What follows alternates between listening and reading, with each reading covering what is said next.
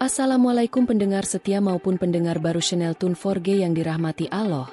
Hari ini saya akan menceritakan seorang anak yatim piatu yang meminta sumbangan dengan ikhlas, namun dibalas dengan siraman air comberan dari seorang miliuner. Tapi sebelumnya marilah kita bersama-sama menuliskan sholawat untuk Nabi Muhammad Shallallahu Alaihi Wasallam, sebagai bentuk cinta dan penghormatan kita kepadanya. Jika cerita ini menginspirasi Anda, jangan lupa untuk like, komen, dan subscribe agar lebih banyak kisah penuh hikmah dan makna dapat terus kami bagikan untuk Anda. Terima kasih telah menyaksikan dan mendukung perjalanan cerita ini. Langit kota itu kelabu, seperti turut merasakan kesedihan yang begitu mendalam. Di tengah hujan yang mengguyur, seorang anak yatim piatu bernama Raka berdiri tegak di depan rumah mewah yang berlapis marmer putih. Usianya baru 10 tahun, tapi sudah banyak beban yang harus ia tanggung. Di tangannya, ia menggenggam secari kertas berisi formulir permohonan sumbangan untuk yayasan yatim piatu tempatnya tinggal. Kemejanya yang lusuh, celananya yang sobek sedikit di lutut, dan sepasang sandal yang sudah tidak serupa pasangan, semuanya menggambarkan betapa kerasnya hidup yang ia jalani. Namun, meskipun segala kekurangan yang terlihat jelas di tubuhnya, senyum Raka tetap hangat. Ia menatap pintu besar itu dengan penuh harapan. Bismillah, bisiknya pelan, sambil menekan bel pintu rumah mewah itu. Tak lama, pintu gerbang terbuka otomatis. Seorang satpam keluar, menatap Raka dari ujung rambut hingga ujung sandal dengan tatapan yang tajam dan dingin. "Ada apa, Dek?" tanya satpam itu. Suaranya tak kasar, tapi jelas tidak ramah. "Maaf Om, saya dari Yayasan Harapan Mentari. Kami sedang mencari bantuan untuk biaya makan dan sekolah anak-anak di panti. Boleh saya bertemu dengan Pak Doyok?" tanya Raka dengan suara yang penuh harap. Satpam itu mengerutkan dahi, menganggap permintaan Raka remeh. "Pak Doyok nggak suka diganggu, apalagi sama anak-anak minta-minta. Pergi sana," ujarnya dengan nada yang tak peduli. Raka mengangguk pelan, namun ia tidak bergerak. "Maaf Om, kami benar-benar butuh bantuan. Ada yang sakit, dan sekolah kami hampir tutup," kata Raka, matanya memohon dengan tulus. Namun, sebelum satpam itu bisa berbicara lebih lanjut, suara berat Pak Doyok terdengar dari dalam rumah. "Apa-apaan ribut-ribut di luar itu?" teriak Pak Doyok dengan nada tinggi.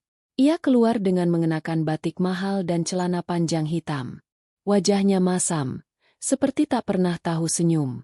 Ia berjalan cepat ke arah gerbang dan melihat Raka yang masih berdiri tegak, map di tangan. "Apa ini?"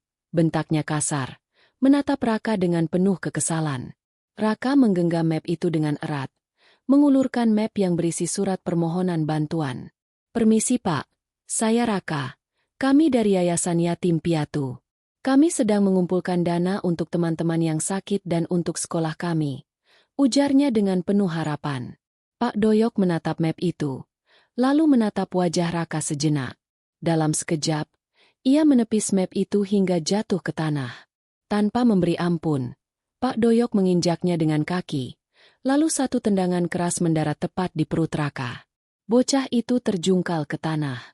Matanya membelalak, bukan hanya karena sakit, tetapi juga karena terkejut. "Kau pikir aku ATM berjalan? Pergi sana, jangan pernah datang lagi ke rumahku," bentak Pak Doyok dengan nada jijik. Satpam hanya diam, sedikit terkejut namun tidak berani membela. Raka menggigit bibirnya, menahan air mata yang hampir jatuh. Dengan perlahan, ia meraih map yang sudah kotor dan sobek, lalu bangkit perlahan. Ia memegangi perutnya yang sakit, mengusap matanya yang mulai basah, dan berkata pelan, "Maaf Pak, terima kasih sudah mendengar saya." Lalu, ia berbalik dan berjalan tertatih meninggalkan rumah besar itu, dengan langkah yang semakin berat. Langkah kecilnya melintasi trotoar yang basah oleh gerimis. Di dalam mapnya yang sudah rusak itu, hanya ada formulir dan surat permohonan bantuan untuk temannya yang sakit, Dinda. Dinda, yang baru berusia 6 tahun, manis dan suka menggambar pelangi di kertas bekas. Raka tahu, Dinda mungkin tak akan bertahan lama jika tak ada bantuan. "Besok aku coba lagi ke tempat lain," katanya pelan. Namun dalam hatinya, rasa kecewa mulai merayap. Namun, Raka tidak menyerah. Ia tahu, jika ia berhenti, siapa yang akan membantu mereka? Tak ada yang bisa diharapkan kecuali harapan itu sendiri. Pagi itu, matahari menyapu atap-atap reot kota Jati. Surya, anak yatim yang kini menjadi simbol keberanian di tengah keterbatasan, sudah bangun sejak fajar. Ia menyapu lantai panti yang penuh debu dengan perlahan. Panti yang sederhana, penuh dengan tawa dan harapan, meski kadang tampak penuh keputusasaan. Di dapur, hanya ada 2 bungkus mie instan dan sebotol minyak goreng yang hampir habis. Itu yang akan mereka makan malam nanti. Burina, pengurus panti yang juga hidup seadanya, melihat Surya yang sedang sibuk bekerja. "Ini kita masak buat malam aja ya," kata Burina sambil melirik keadaan dapur yang sangat terbatas. Surya hanya mengangguk. Di tengah kesulitan ini, Surya tetap tidak pernah kehilangan semangat. "Sepertinya aku harus pergi lagi, Bu. Dinda masih butuh bantuan," ujar Surya. Suara itu penuh tekad meski perutnya mulai keroncongan. "Pergi sana ganggu aja," jawab Burina, setengah bercanda, meski matanya menyiratkan kecemasan. Namun, Surya tetap melangkah, seperti biasa. Ia sudah terbiasa dengan penolakan dan hinaan. Setiap satpam yang menyuruhnya pergi, setiap orang yang mengusirnya, ia hadapi dengan senyum. Meski hatinya lelah, langkah kecilnya terus bergerak. Ketika langkahnya mulai terasa berat, sebuah mobil hitam melintas di depan mata.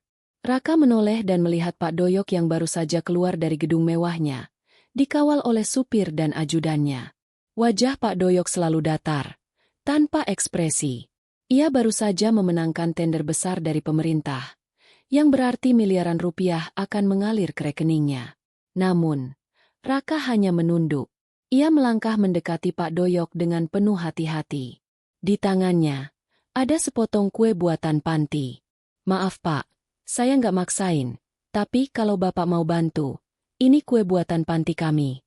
Uangnya untuk teman saya yang sakit," kata Raka, suara yang penuh harap.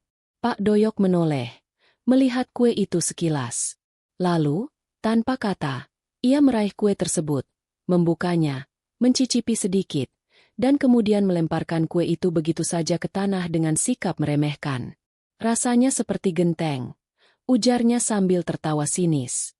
Ajudannya terkejut, dan beberapa orang mulai menoleh. Raka terdiam.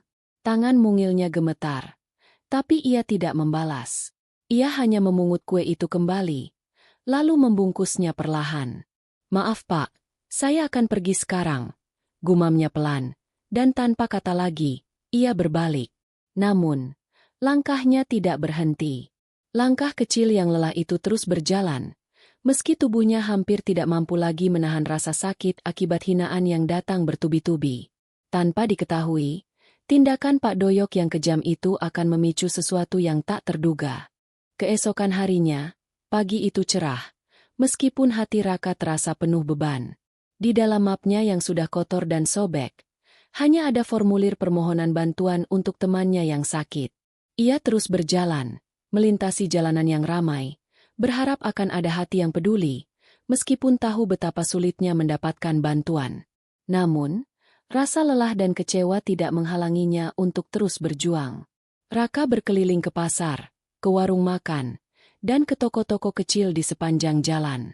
Beberapa orang memberinya sedikit uang, ada yang memberi 1.000, ada yang 2.000. Namun, lebih banyak yang mengusirnya dengan kasar, dan tak sedikit yang hanya diam tanpa peduli. Raka tidak mengeluh. Senyum tetap terpasang di wajahnya meskipun hatinya mulai ragu. Setiap penolakan ia terima dengan sabar, meski setiap langkah terasa semakin berat. Mungkin harapan itu ada di tempat yang tak terduga, pikirnya dalam hati. Selama masih ada harapan, keajaiban bisa datang. Sementara itu, Pak Doyok, miliuner yang telah merendahkan Raka, baru saja selesai dengan pekerjaannya di kantor.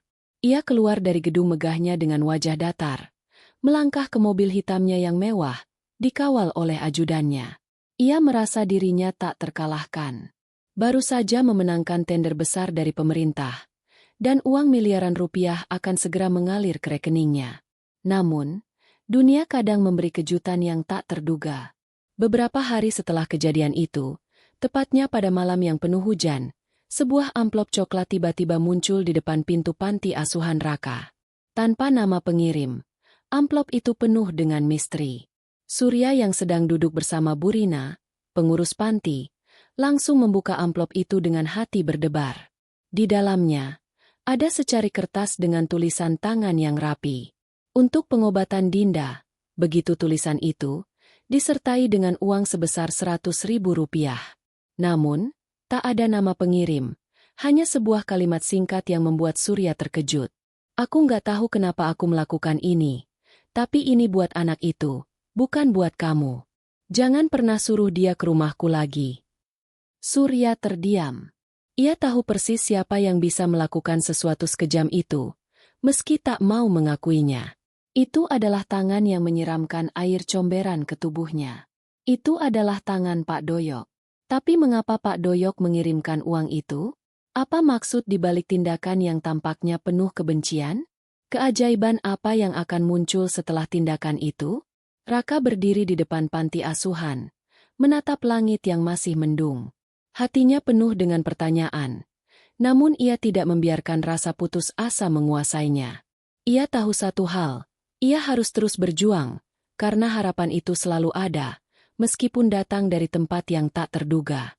Hari itu, seperti biasa, Surya bangun pagi-pagi sekali. Ia menyapu lantai panti yang penuh debu, membersihkan sisa-sisa kemiskinan yang membelenggu tempat itu. Meskipun hari-harinya dipenuhi kesulitan, Surya tidak pernah kehilangan harapan. Baginya, setiap detik adalah perjuangan. Hari itu, ada sesuatu yang berbeda. Sebuah panitia acara amal datang ke panti asuhan. Mereka mencari anak yatim piatu yang bisa tampil di panggung untuk menerima donasi secara simbolis. Surya yang selalu diam-diam mengamati acara-acara semacam itu, merasa bahwa inilah kesempatan untuk mendapatkan bantuan yang sangat dibutuhkan. Anak-anak panti, kita butuh simbolik buat acara nanti. Kita pengen satu anak panti naik ke panggung untuk menerima donasi. Tapi yang sopan ya, jangan macam-macam, kata panitia acara sambil menatap anak-anak yang ada di panti. Surya mengangkat tangan dan berkata dengan suara lembut namun tegas. Saya bisa, Kak. Bagus. Surya. Mari kita sambut, kata panitia itu, menyuruh Surya naik ke panggung. Tepuk tangan terdengar tipis, hanya formalitas. Beberapa orang mulai berbicara satu sama lain, berbisik di antara mereka. Loh, itu anak yang ngemis di lampu merah, kan? Bisik seseorang. Bener tuh. Aku pernah lihat dia jualan kue pakai seragam sekolah kita. Kok kayak pengemis gitu, ya? Bisik yang lain. Pak Doyok yang sedang duduk di salah satu sudut acara, memainkan ponselnya, menoleh mendengar bisik-bisik itu. Ia terkejut melihat Surya berdiri di atas panggung. Anak yang sebelumnya ia rendahkan kini menjadi pusat perhatian. Mata Pak Doyok seakan menyiratkan kekesalan. Namun ia tetap diam, tidak bergerak. Surya berdiri tegak, memegang mikrofon yang diberikan oleh panitia. Di sekelilingnya, ada puluhan pasang mata yang memandangnya. Beberapa dengan rasa kasihan, beberapa dengan kebingungan, dan beberapa dengan tatapan penuh ejekan. Namun, Surya tetap tenang. Ia mengingat kata-kata Burina, pengurus panti yang selalu mengingatkan untuk tidak menyerah meskipun dunia menolak. Ketua yayasan kemudian menyerahkan cek simbolis kepada Surya di atas panggung. Namun, sebelum Surya sempat berbicara, salah satu siswa dari sekolah anak-anak kaya yang hadir di acara itu berkata, itu anak yang dulu dikasih air comberan, kan? Kenapa dia diundang ke sini? Cacian dan ejekan mulai terdengar, mengisi udara di sekitar Surya. Tiba-tiba, video tentang penghinaan yang terjadi pada Surya beberapa hari lalu tersebar di media sosial. Banyak netizen mulai bersuara. Mereka bertanya-tanya, siapa yang izinkan anak seperti itu tampil? Kenapa orang seperti Pak Doyok tertawa saat anak itu dipermalukan? Kejadian itu menjadi bahan perbincangan kecil di internet. Namun, yang tak banyak diketahui orang adalah, di balik semua cemoohan itu, Surya tidak merasa terhina. Ia hanya ingin memperjuangkan nasib teman-temannya di panti. Meskipun dunia mengejeknya, Ia tahu satu hal, kejujuran dan ketulusan hati akan selalu memenangkan segala-galanya. Namun, di balik layar, ada seseorang yang tak terduga yang memutuskan untuk membuka mata dunia tentang siapa Surya sebenarnya. Malam itu, hujan deras kembali mengguyur kota. Surya duduk sendirian di beranda panti, memeluk gitar kecil yang sudah usang di tangan. Tangan mungilnya mulai memainkan senar yang sudah beberapa kali putus. Namun ia tetap mencoba dengan penuh harapan. Melodi sederhana itu menggema di tengah hujan, seolah menjadi suara hati yang tak bisa dibungkam oleh dunia. Namun, meski di luar panti asuhan semakin gelap, di dalam sana ada secercah cahaya. Mbak Lila, seorang jurnalis yang hadir di acara amal itu, datang mengunjungi Surya. Ia ingin bertemu, untuk mengonfirmasi apa yang sebenarnya terjadi. Tiba-tiba, sebuah suara lembut memecah keheningan malam. "Surya, kamu anak panti, ya?" tanya Mbak Lila dengan senyum tulus di wajahnya. Surya mengangguk pelan, menatap Mbak Lila dengan tatapan penuh rasa ingin tahu. "Saya lihat apa yang terjadi kemarin. Banyak orang yang salah paham. Saya ingin tahu lebih banyak. Surya, ceritakan kisahmu," kata Mbak Lila, mengeluarkan sebuah foto dari tasnya. Itu adalah tangkapan layar Surya yang berdiri di atas panggung, mengenakan jaket kebesaran, dengan wajah yang penuh kepasrahan. Mbak Lila duduk di sampingnya, membuka tasnya, dan mengeluarkan selembar kertas kecil. "Ini untuk membantu kamu, Surya," katanya sambil menatapnya penuh perhatian.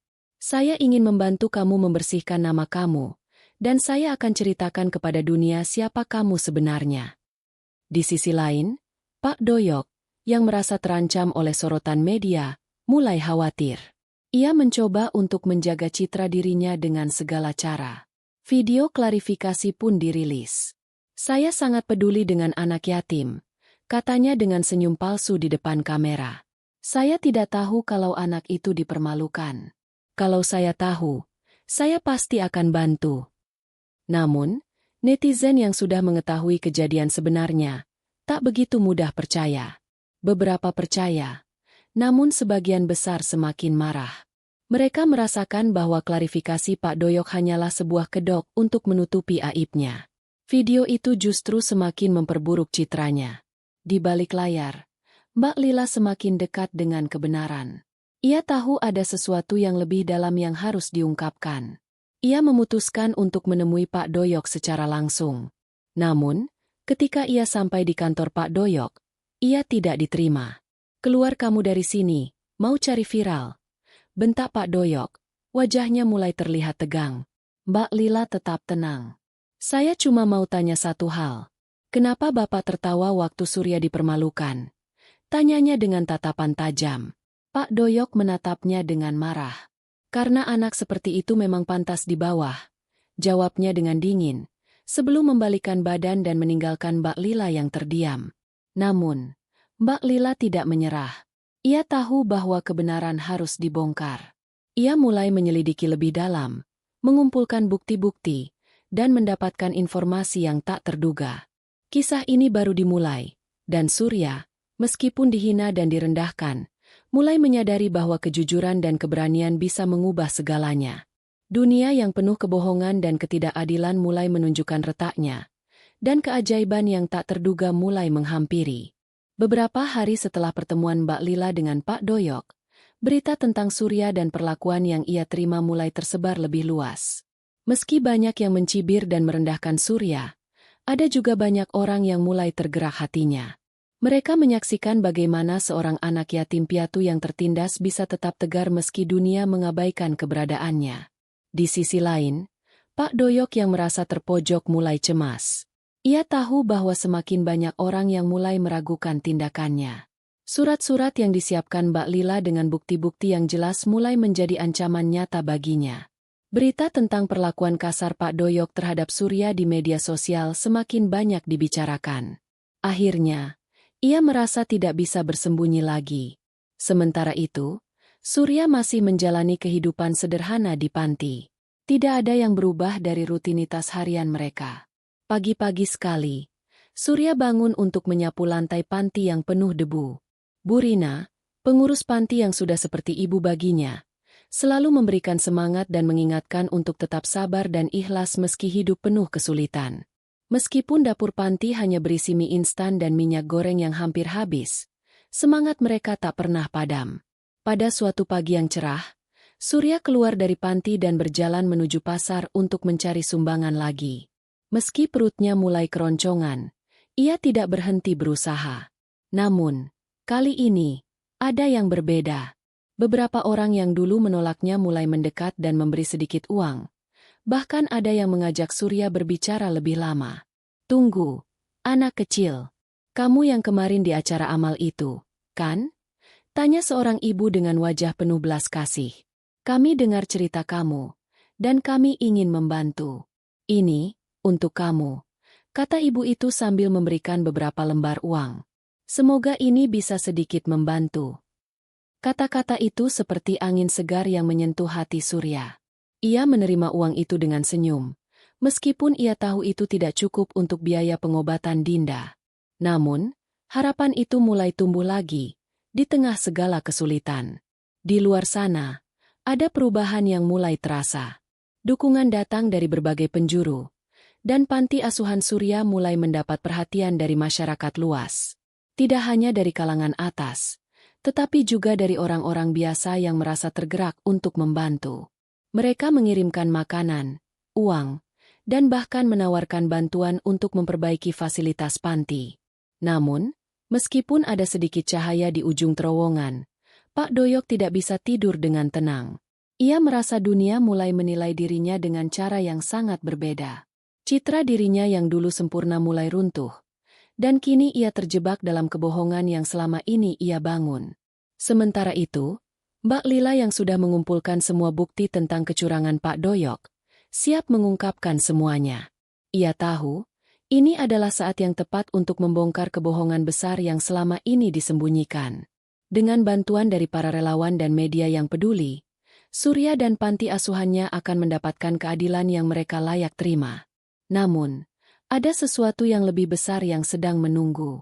Sebuah kejutan yang akan mengubah hidup Surya dan panti asuhannya selamanya. Keajaiban itu akan datang, namun hanya jika mereka terus berjuang dan tidak menyerah. Hari-hari terus berlalu dengan penuh ketidakpastian, tetapi di tengah-tengahnya, ada kebanggaan kecil yang mulai tumbuh di hati Surya. Meskipun setiap langkah terasa berat, dukungan dari orang-orang yang peduli mulai mengalir deras. Surya, yang dulu hanya seorang anak yatim piatu yang terpinggirkan, kini menjadi simbol keteguhan hati dan harapan. Setiap senyuman kecil yang ia beri, setiap usaha yang ia lakukan, kini mulai memberi dampak yang lebih besar dari yang ia bayangkan. Namun, Pak Doyok, miliuner yang dulu merendahkan Surya, kini mulai merasakan tekanan yang berat. Berita tentang Surya dan perlakuan yang ia terima semakin luas disebarkan, dan Pak Doyok mulai merasa dunia mulai berbalik menentangnya. Semua kebohongan yang selama ini ia sembunyikan mulai terkuak satu persatu, dan namanya semakin tercoreng di mata publik. Pada saat yang sama, Mbak Lila bekerja dengan gigih untuk mengungkapkan kebenaran tentang Pak Doyok. Bukti-bukti yang telah ia kumpulkan mulai merangkak ke permukaan. Rekaman percakapan, bukti transfer, dan foto-foto yang mendokumentasikan kejahatan yang telah dilakukan Pak Doyok semakin menguatkan cerita Surya. Dunia mulai tahu bahwa di balik wajah miliuner yang kaya raya, ada seorang pria yang tidak segan-segan menyakiti seorang anak kecil demi menjaga citranya. Di tengah tekanan yang datang dari berbagai arah, Pak Doyok tidak bisa lagi menyembunyikan kebohongannya. Ia menerima panggilan klarifikasi dari lembaga anti korupsi dan bahkan dari Dewan Pers. Semua bukti yang telah ditemukan semakin memperburuk posisinya. Akhirnya, setelah bertahun-tahun hidup dalam kemewahan dan kekuasaan, Pak Doyok mulai terjebak dalam kebohongan yang ia bangun. Di panti asuhan Surya, berita tentang keadilan yang mulai mendekat membuat suasana hati anak-anak yang tinggal di sana sedikit lebih cerah. Dinda, yang masih terbaring sakit, mulai merasa ada harapan bahwa ia bisa sembuh. Bu Rina, pengurus panti yang selalu menjaga semangat anak-anak, tak henti-hentinya berdoa agar bantuan yang mereka terima semakin banyak. Namun, di balik semua itu, Surya tahu bahwa perjuangan mereka belum berakhir. Malam itu, ketika hujan mulai reda, Surya duduk di beranda panti, memikirkan segala yang telah terjadi. Setiap langkah yang ia ambil terasa semakin dekat dengan kemenangan, tetapi ia tahu bahwa perjalanan ini masih panjang. Meskipun dunia mulai melihat mereka dengan cara yang lebih manusiawi, masih ada banyak tantangan yang harus dihadapi. Tiba-tiba, sebuah telepon masuk ke panti. Bu Rina menjawabnya dengan cemas. Wajahnya mulai pucat. "Ibu, ada yang ingin berbicara dengan Surya," kata Bu Rina dengan suara bergetar. Surya, yang sedang duduk di pojokan, terkejut mendengar namanya dipanggil. Ia segera berdiri dan mendekati Bu Rina. Dengan hati berdebar, ia mengangkat telepon itu. "Surya, kami dari Kementerian Sosial. Kami ingin mengundang kamu dan panti asuhan untuk bertemu kami di Jakarta," kata suara di ujung telepon itu. Kabar ini seperti sebuah kejutan besar yang datang begitu mendalam.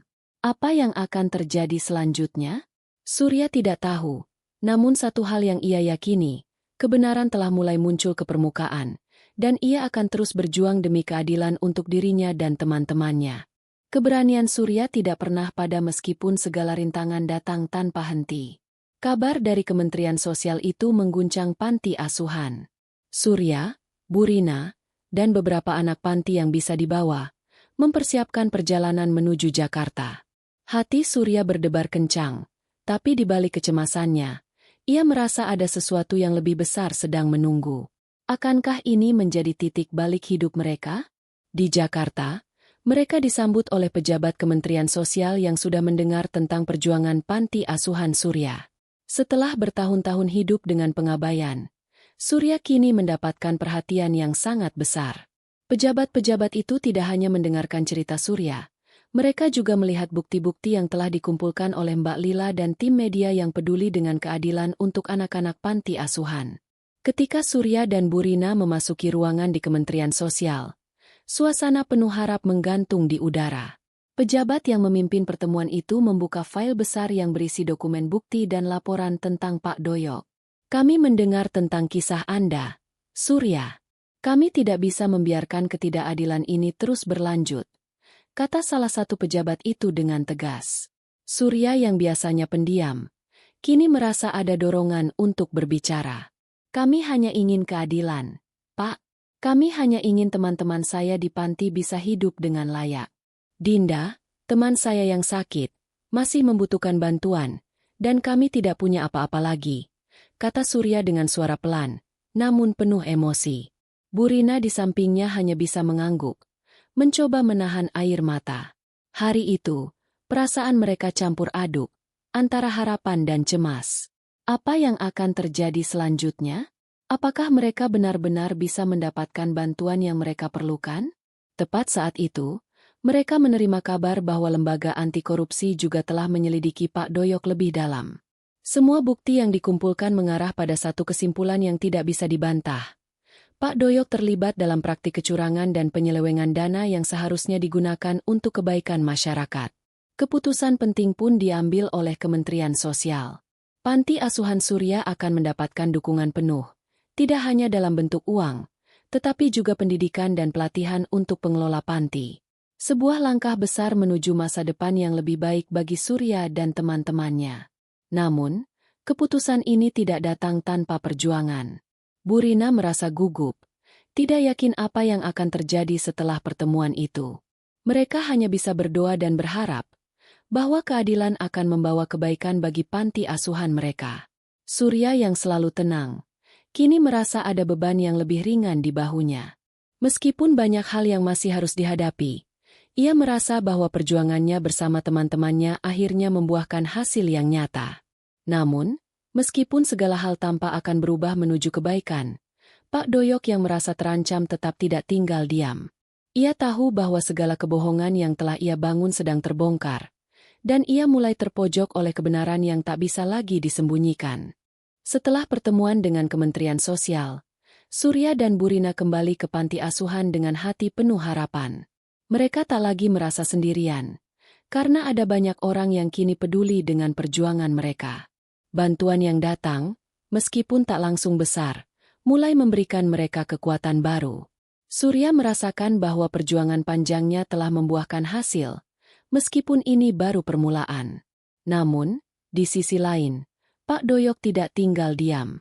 Rasa takutnya semakin besar saat semakin banyak media yang meliput keburukan yang dilakukannya. Ia tahu, saat kebenaran telah tersebar, sulit untuk menghindar dari akibatnya. Dalam ketakutan itu, ia mencoba meredam segala tekanan dengan cara-cara licik. Ia menyuruh orang-orang yang loyal padanya untuk mulai menyebarkan isu palsu tentang panti asuhan Surya. Tujuannya jelas, menyebarkan kebingungan di kalangan masyarakat dan merusak nama baik panti asuhan yang kini mulai mendapatkan perhatian besar. Berita palsu tentang panti asuhan Surya yang dituduh menyalahgunakan dana bantuan mulai tersebar di media. Judul-judul sensasional yang tak berdasar muncul di beberapa situs berita abal-abal, mencoba menjelekkan nama baik Bu Rina dan anak-anak di panti. Panti asuhan Surya terlibat penyelewengan dana. Begitu salah satu judul yang tersebar. Mbak Lila, yang sudah menjadi pembela setia Surya, segera mengetahui tentang berita itu. Ia marah besar. Ini tidak bisa dibiarkan. Kita harus melawan kebohongan ini, kata Mbak Lila dengan tegas. Ia segera mengambil langkah untuk mengklarifikasi semuanya dengan menyebarkan bukti yang ia kumpulkan, serta berbicara kepada orang-orang yang peduli untuk memberikan dukungan lebih. Namun, meskipun ada klarifikasi yang mulai dibuat, dampak dari berita palsu itu sudah mulai meluas. Orang-orang yang sebelumnya mendukung Surya dan panti asuhan mulai ragu. Sebagian besar masyarakat bahkan mulai mempertanyakan kebenaran kisah Surya. Surya yang mendengar berita itu hanya bisa terdiam, merasakan betapa beratnya perjuangan yang harus ia hadapi. Di tengah semua itu, Bu Rina tetap teguh. Ia tidak ingin anak-anak di panti merasakan kegelisahan yang sama. Jangan biarkan kebohongan itu merusak hati kita.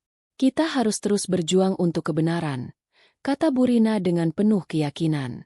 Pada malam yang penuh ketegangan itu, sebuah kejutan besar datang. Surya duduk di beranda panti, memandangi langit yang gelap. Tiba-tiba, Mas Ardi, seorang pengacara muda yang telah mendukung mereka sejak awal, datang dengan membawa sebuah flash disk berisi data penting yang ia temukan. Ini bukti yang akan mengungkapkan segalanya, kata Mas Ardi, menyodorkan flash disk itu dengan wajah tegas. Mas Ardi telah berhasil mengumpulkan lebih banyak bukti yang mengarah langsung ke Pak Doyok. Bukti-bukti ini tidak hanya terkait dengan penyelewengan dana panti asuhan, tetapi juga dengan beberapa proyek besar yang selama ini Pak Doyok lakukan dengan cara-cara ilegal. Mas Ardi tahu, kini saatnya untuk melawan, dan ia siap untuk membawa Pak Doyok ke pengadilan. Ini adalah saat kita bisa mendapatkan keadilan, Surya, kata Mas Ardi sambil memandang Surya yang masih terdiam. Pak Doyok tidak bisa terus bersembunyi. Kita akan membawa kebenaran ke hadapan dunia. Surya hanya bisa mengangguk. Ia tahu, meskipun perjalanan ini penuh rintangan, keajaiban dan kebenaran akan selalu datang jika mereka terus berjuang.